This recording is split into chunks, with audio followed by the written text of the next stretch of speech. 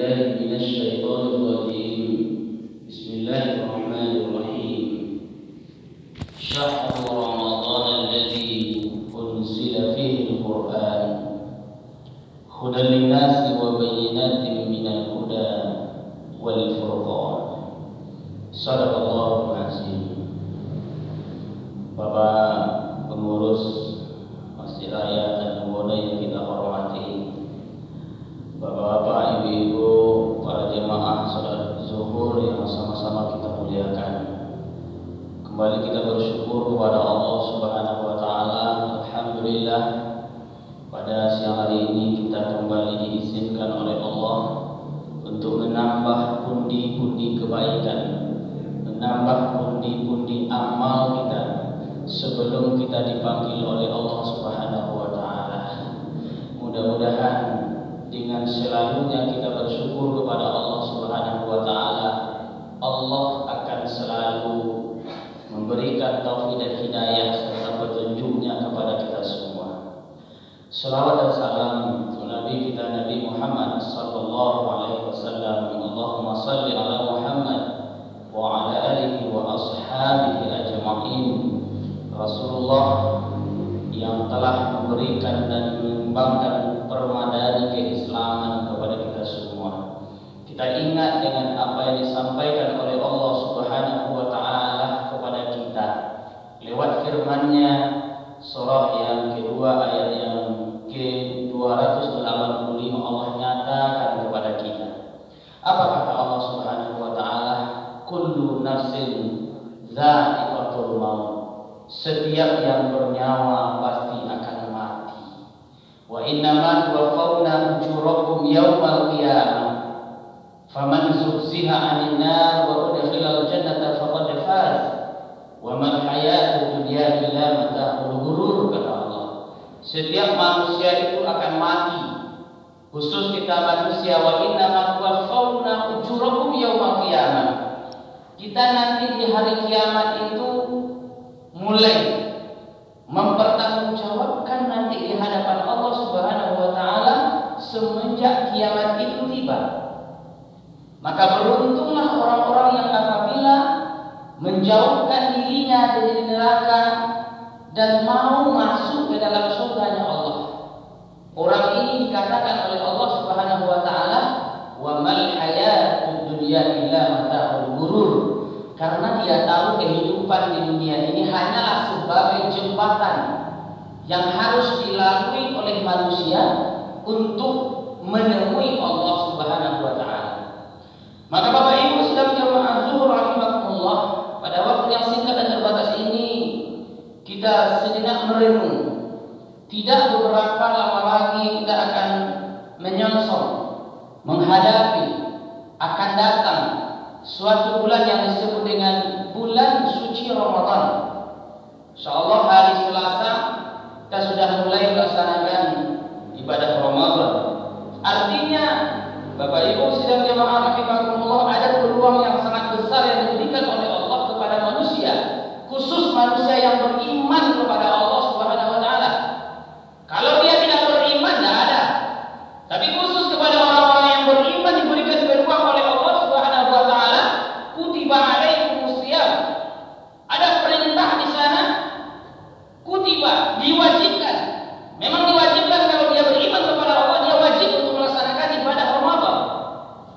Dan kita yakin dan percaya semua manusia, kalau mereka tahu dengan seluk-beluk Islam, dia akan mengatakan kalau bisa setiap Ramadan itu sepanjang ayatnya, sepanjang bulan itu adalah bulan Ramadan. Artinya begitu dahsyatnya, begitu besarnya bulan suci Ramadan itu dibandingkan dengan bulan-bulan yang lain. Maka untuk itu menyambung cerita kita beberapa hari yang berlalu, menjelang kita masuk bulan suci Ramadan, terlebih dahulu kita lepaskan segala macam dosa dan perbuatan yang kita lakukan. Kalau kemarin kita menyampaikan ada 3 hal yang perlu dilakukan oleh manusia. Pertama, anak harus meminta maaf kepada orang tuanya. Yang kedua, para istri harus meminta maaf kepada suaminya. Yang ketiga, antara yang satu dengan yang lain itu harus bersilaturahmi. Artinya bagaimana?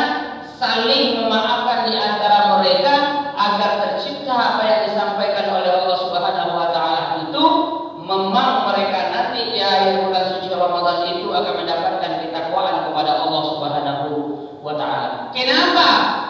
Bapak-bapak dan ibu-ibu sidang jamaah zuhur rahimahullah, kenapa Allah Subhanahu wa ta'ala menyampaikan kepada kita semua? Tentu ada landasannya. Gimana Rasulullah menyampaikan itu semua? Kan penuh dengan hikmah dan iktibar yang sangat luar biasa. Seiring dengan apa yang disampaikan oleh Rasulullah Muhammad SAW kepada kita, apa kata Rasulullah SAW itu? Al-jannatu mustaqatun ila arba'ati nafarin. Ini kata Rasulullah, ada 4 golongan manusia yang akan mendapatkan, akan dirindukan oleh surga. Kalau biasanya kita merindukan surga, namun kata Rasulullah di lewat hadis ini menyampaikan, surga itu rindu dengan 4 golongan manusia.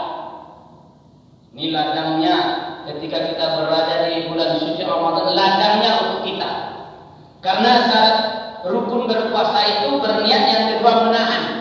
Memang di sini kita disuruh untuk menahan. Ketika kita melakukan 4 hal ini, maka insya Allah surga itu akan rindu dengan kita.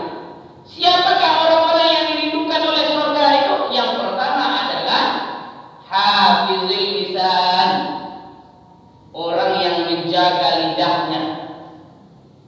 Itu makanya Bapak dan Ibu sidang jemaah rahimakumullah, menjelang bulan suci Ramadan itu kita disuruh minta maaf kepada orang tua, minta maaf kepada suami atau istri, minta maaf kepada para tetangga yang dekat ataupun yang pernah bersama-sama dengan kita.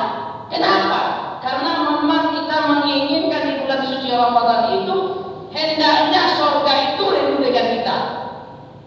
Karena orang-orang yang menjaga lisannya, setelah dia minta maaf kepada para tetangga, para suami, para istri dan segala macamnya itu, maka insya Allah siapa yang akan jaga lisannya, Allah akan memberikan kepadanya surga. Tentu kalau kita baca gimana cara melihara lidah kita, tentu rukun puasa yang kedua, tentu menahan. Apa yang perlu kita tahan? Yang perlu kita tahan itu adalah hawa nafsu kita. Karena memang Bapak dan Ibu sidang jemaah rahimakumullah itu, lidah ini akan dikendalikan oleh hati, akan dikendalikan oleh pikiran kita, dan juga akan dikendalikan oleh para setan yang ada di dalam diri kita dalam bentuk hawa nafsu. Maka tentu apa yang terlintas dalam hati kita, apa yang terbayang oleh pikiran kita, itulah yang akan disampaikan oleh lidah kita. Maka ketika kita mampu untuk mengontrol, ketika kita mampu untuk menjaga, ketika kita mampu untuk memilah yang dilandasi dengan iman dan ilmu yang mantap, maka insya Allah lidah ini akan berbuda dengan sebaik-baiknya. Kalaulah tidak seperti itu, iman ada, ilmu tidak ada, mereka tidak akan mampu untuk melakukan sesuatu yang sesuai dengan aturan Allah dan Rasulnya. Maka akan mampu kita untuk menjadi manusia yang mampu menahan, menjaga lidah kita dua saja.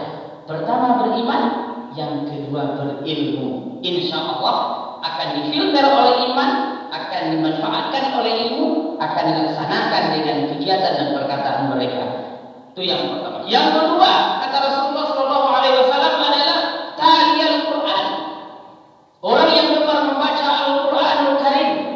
Tentu kiranya Bapak dan Ibu sidang jemaah rahimakumullah, sebentar lagi kita akan menghadapi bulan suci Ramadan. Siapkan diri kita, terutama siapkan batin kita, siapkan segala macam yang berkaitan dengan itu, sehingga kita mampu untuk meluangkan waktu lebih banyak membaca Al-Quran itu sendiri. Kalau bisa, bukan hanya kita baca saja. Kalau bisa kita memahami makna dan kandungannya, itu luar biasa. Karena nafsu itu buah. Ada yang baik, ada yang buruk. Siapa yang mampu mengontrol? Tentu orang-orang yang tahu dengan Al-Quran, orang-orang yang memahami akan Al-Quran. Ini yang dikatakan ilmu tadi. Maka orang-orang yang membaca Al-Quran, orang-orang yang menganalisa Al-Quran, insya Allah dia akan berpikir kegiatan dan juga mereka akan membaca Al-Quran ala kulli hal, ala kulli waktu. Yang ketiga, Bapak dan Ibu sekalian rahimahullah, orang yang dirindukan oleh surga itu kata Rasulullah SAW adalah wa mut'imul ji'an, orang yang mampu berbagi kepada orang yang sedang dalam keadaan ji'an. Ji'an itu adalah dalam keadaan lapar. Artinya di bulan suci Ramadan kita dianjurkan untuk saling berbagi, untuk selalu meningkatkan kualitas sosial kita di antara kita. Tentu kalau seandainya ini tidak kita lakukan, maka kita tergolong apa yang disampaikan oleh Allah Subhanahu wa taala dalam surah Al-Maun. Allah sampaikan kepada kita, "Ara'aita allazi yukadzibu bid-din, fadzalika allazi yad'ul yatim wa la yahudu 'ala ta'amil miskin." Dua ini akan terhimpun bagi kita kalau seandainya kita tidak mau untuk melakukan dan berbagi dengan sesama kita. Terakhir, Bapak dan Ibu sidang jemaah zuhur rahimakumullah, kata Rasulullah SAW, orang yang dirindukan oleh surga itu adalah as-shaim fi syahri Ramadan, orang yang ahli dalam berpuasa pada bulan suci Ramadan. Artinya puasa telah diambang pintu, segala macam onak dan duri, segala macam persoalan-persoalan yang menimpa kita selama 11 bulan menjelang bulan suci Ramadan itu datang, hendaknya kita habiskan dan kita nanti memasuki bulan suci Ramadan itu dalam keadaan bersih. Karena 3 golongan manusia yang akan mendapatkan nanti pada hari raya Idul Fitri. Kesimpulannya, siapa yang 3 itu? Pertama, manusia seperti kambing. Yang kedua, manusia seperti kerbau. Yang ketiga, manusia seperti manusia. Manusia seperti kambing adalah ketika mereka melakukan kesalahan, ada peluang di bulan suci Ramadan, mereka tidak mau mempergunakan peluang itu. Jumudu ain, hatinya betul, matanya betul, tidak mau meminta ampun. Seperti kambing. Kambing bagaimanapun bejatnya dia, bagaimanapun kotornya dia, baik mata, baik telinga, baik hidung, baik mulut dan segala macamnya, namun para kambing ini tidak pernah mau meminta maaf dan tidak mau mandi untuk membersihkan dirinya. Atau yang kedua, manusia seperti kerbau. Bagaimana manusia seperti kerbau? Menjelang bulan suci Ramadan, mereka sini segala macamnya dia lakukan. Selama bulan suci Ramadan mereka melakukan amal soleh. Sampai di hari raya Idul Fitri, ada kubangan, dia kembali masuk ke dalam kubangan itu tanpa berpikir sebulan lamanya mereka telah membersihkan diri. Inilah yang disebut dengan manusia seperti kerbau. Yang diharapkan adalah manusia seperti manusia. Bagaimana manusia seperti manusia?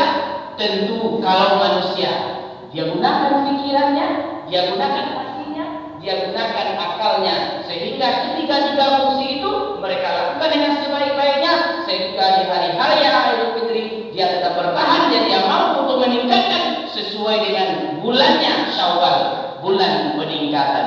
Mudah-mudahan Allah Subhanahu wa taala akan memberikan kekuatan lahir dan batin untuk kita dalam menyongsong bulan yang sangat mulia. Allahumma ballighna Ramadan. Ya Allah, pertemukanlah kami dengan bulan suci Ramadan. Semoga Allah ridai pertemuan kita. Fa'tabiru ya ulil absar la'allakum turhamun fastabiqul khairat. Wassalamualaikum warahmatullahi